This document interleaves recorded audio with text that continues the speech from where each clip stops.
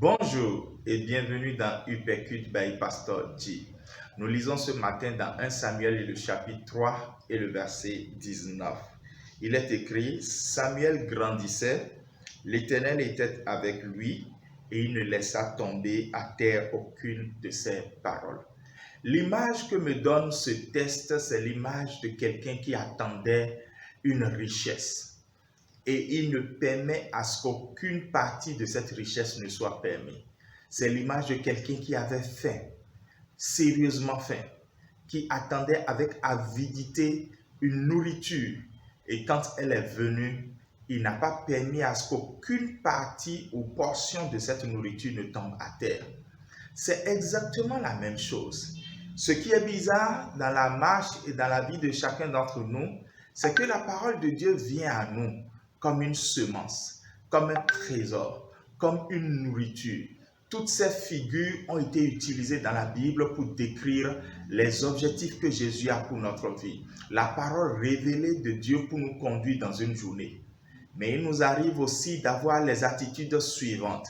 Soit nous laissons cette parole tomber au bord du chemin et un oiseau quelconque vient pour la manger. Aujourd'hui, ne permets pas à ce qu'un oiseau te détourne de ton objectif, de ce que Dieu t'a dit que tu réaliseras aujourd'hui, de ce que Dieu t'a confié pour ta maison, de ce qu'il a dit que cette année 2020 sera pour toi. N'écoute pas le découragement ambiant qui voudrait te faire croire que cette année est une année déjà vaine, une année déjà mise en mal par une épidémie quelconque. Crois que la parole de Dieu ne tombera pas à terre parce que tu ne la laisseras pas tomber à terre. D'autres laissent la parole tomber dans les épines et là, elle est étouffée. Elle ne peut pas grandir.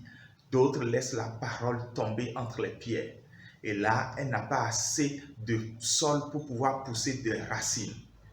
Que ce ne soit pas ainsi dans ton cas.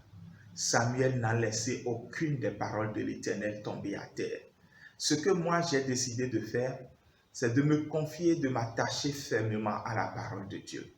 Jacques chapitre 4, le verset 8 me dit de m'approcher de Dieu et Dieu s'approchera de moi. Et c'est ainsi que je m'approche de lui, non seulement dans la prière, mais dans la méditation de sa parole. Cette parole commence par me travailler au point où je la laisse travailler ma journée. Elle n'est pas laissée tomber à terre et elle ne sera jamais laissée tomber à terre. Ce matin, j'aimerais que nous prions. Père, je te remercie pour cette parole dont mon âme a besoin. Merci parce que aujourd'hui encore, tu me permets de la recueillir avec joie. Elle me donne de l'espérance que cette journée sera particulière. Elle me donne de l'espérance que cette journée sera extraordinaire. Parce que j'ai la parole de Dieu faite chair avec moi. J'ai Jésus dans mon cœur. Qu'il en soit ainsi pour chaque personne qui décide de marcher avec toi, qui décide d'aller avec toi.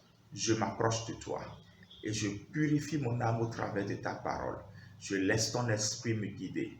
C'est pour ça même que, Seigneur Dieu, tu as permis que Upécut vienne pour toucher des cœurs, pour préparer des vies à vivre une journée extraordinaire.